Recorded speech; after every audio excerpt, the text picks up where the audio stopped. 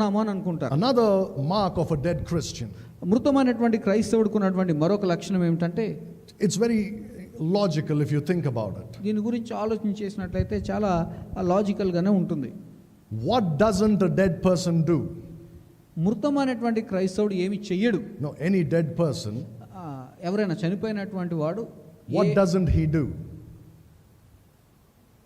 అతడు ఏమి చేయలేడు చెప్పండి. He doesn't live. Yes, that's why he's dead. But what is it that he doesn't do? అతడు He doesn't చేయనటువంటి పని breathe.